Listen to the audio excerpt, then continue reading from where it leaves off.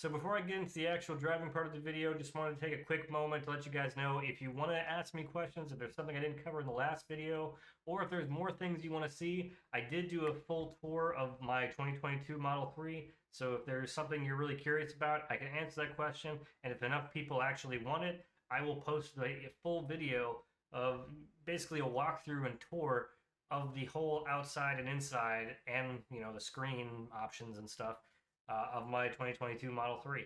There's a lot of cool stuff about it. I don't really have a lot of gripes, but it is what it is. So let's get on with the video. All right, so here we are on the driving portion of the video and review.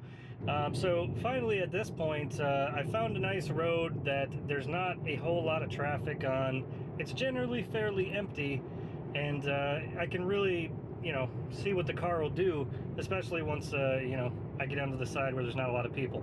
So, what we're going to do is I'm not going to horribly break the law or anything, but I'm going to try a couple features just to, show you guys how it works. Now, what I did find when I turned off the speed limit setting, which is where I would say, like, don't go more than like 15 over, I can now set the speed limit to seemingly anything I want for Autopilot. So, one press down will put me into a, what's it called? Cruise control, basically, just normal cruise control. Got a nice bottle in the road. Somebody decided to throw out their car. What a anyway, so I'm on the cruise control speed, and we'll speed it up just so that we can see how it alters the speed so that we don't go crashing into the person in front of us.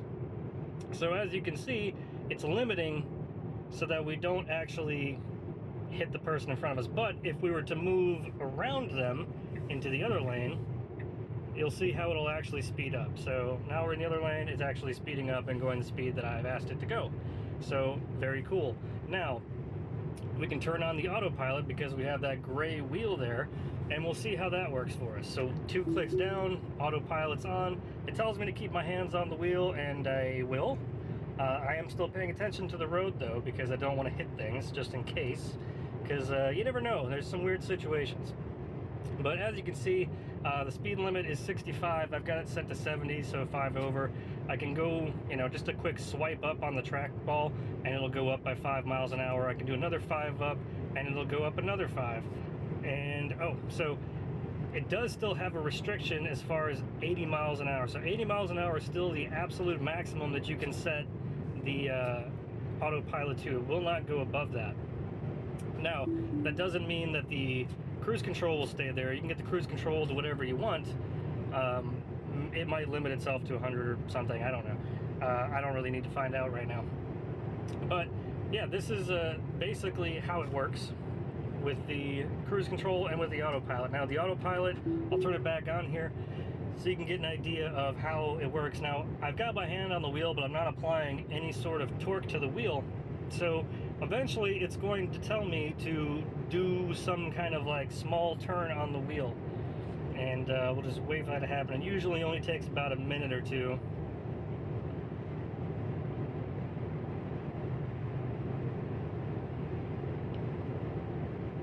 Yeah, there we go.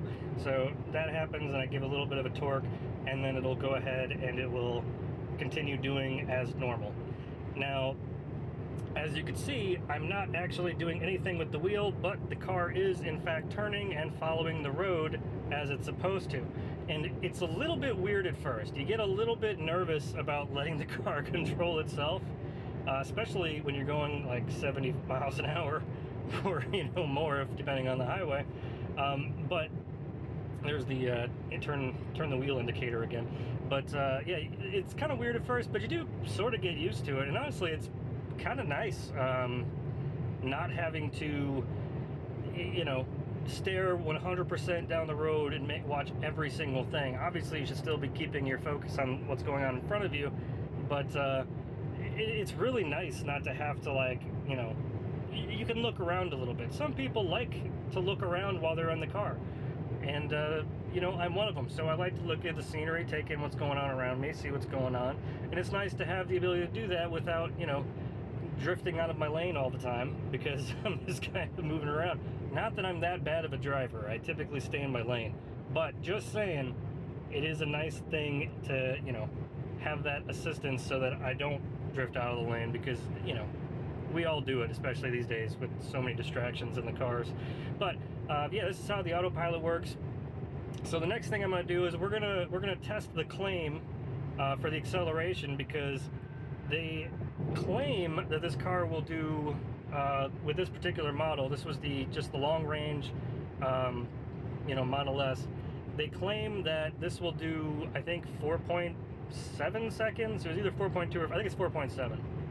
So we'll see if 0 to 60 in 4.7 is actually accurate, or if they're just making stuff up and pretending like it is, and it's not real world data. So we'll find out here in a minute. So I've got myself a nice bit of open road. Nobody about to crash into me that I can tell, and I'm now going to test. We'll get to 0, and then we will go fast as we can. Here we go. Oh man, that's good. Yeah, I don't know if that was 4.2 seconds or not, but I'll tell you, it was fun. I'm gonna do it again. I'm gonna get in this turn lane here and pretend that I'm turning, give the people behind me a chance to pass by, and we'll hit 0 again, and then we'll give that another try. All right, and onto the road again, and off we go. Oh man, it feels so nice.